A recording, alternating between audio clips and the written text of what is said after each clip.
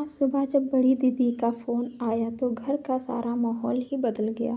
मैं अपने पति से बोलने लगी कि तुम कोई काम क्यों नहीं कर लेते हो, काम धंधा कर लिया करो, सुबह सुबह फ़ोन आते हैं, आखिर हम कब तक मुंह छुपाएंगे।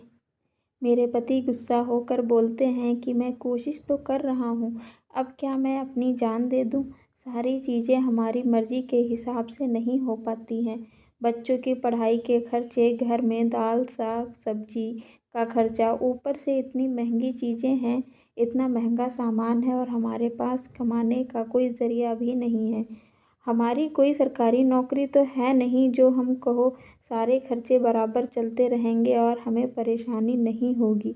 दोस्तों, मेरा नाम अर्चना है। आज सुबह सुबह मेरे घर के जो हालात थे उसका कारण थी मेरी बड़ी बहन से लिए गए 10,000 रुपये। यह पैसे हमने अपना घर बनाने के समय दीदी से लिए थे उधार के तौर पर, लेकिन आज 3 साल हो गए हैं और हम यह पैसे वापस नहीं कर पाए। अब तब दीदी को परेशानी होती है तो उनको यह पैसे याद आते हैं और वह हमें फ़ोन करके पैसे के लिए बोलने लगते हैं, लेकिन हम भी क्या करें, हम भी बहुत मजबूर हैं।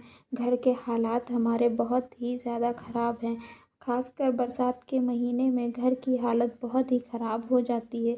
मेरे पति घर पेंटिंग का काम करते हैं। अब बरसात के महीने में लोग अपने घर पेंट कराना बंद कर देते हैं, जिसकी वजह से हमारे घर में बरसात के महीने में पैसों की बहुत तंगी रहती है। और वैसे भी हम जिस इलाके में रहते हैं यहाँ लोग साल भर में एक बार अपना घर पेंट कराते हैं, कुछ लोग तो 4 या 5 साल में एक बार अपना घर पेंट कराते हैं।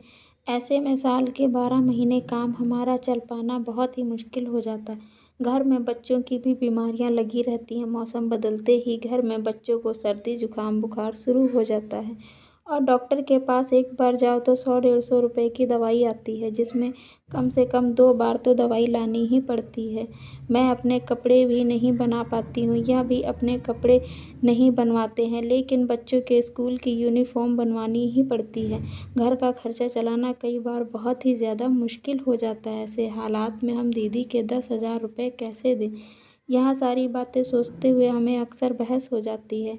आज भी दीदी का 3 महीने बाद फ़ोन आया, लेकिन पैसों की वजह से मैं दीदी से नज़र नहीं मिला पा रही थी और ना ही ढंग से बात कर पाई। मेरे बच्चों के भी साल में एक बार कपड़े बनाए जाते हैं। कई बार बच्चों को खाने पीने के लिए अपना मन मारना पड़ता है।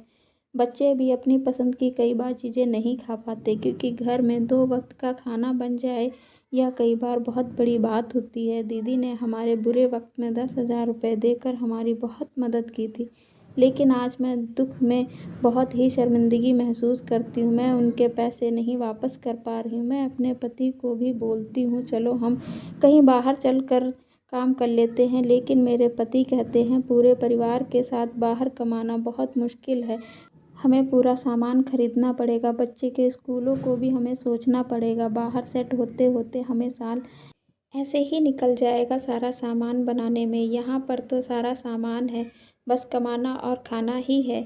लेकिन मैं फिर भी अपने पति को समझाती हूँ जहाँ कमाई होगी वहाँ सामान भी बन जाएगा, लेकिन जहाँ कमाई नहीं होगी वहाँ हम सामान भी नहीं बना सकते हैं और जिसके पैसे लिए हैं उनको तो वापस ही करना है।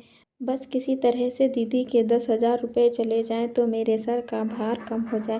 पैसों के चलते कभी ननद आती है तो यही सोचना होता है कि कल चली आ जाए तो कल चली जाए, क्योंकि हमारे लिए खाना बनाना मुश्किल होता है।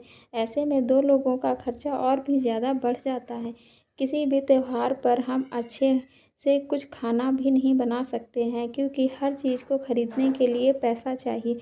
कई बार तो पूरा पूरा साल हो जाता है फटे हुए कपड़े ही पहने रहती हूँ, दूसरा नया कपड़ा भी नहीं खरीद पाती हूँ। बस बच्चों के स्कूल की फ़ीस और घर का खर्च ही निकाल पाते हैं। गरीबी भी बहुत बेकार चीज़ है, इंसान को मजबूर, बेबस और शर्मिंदा महसूस कराती है।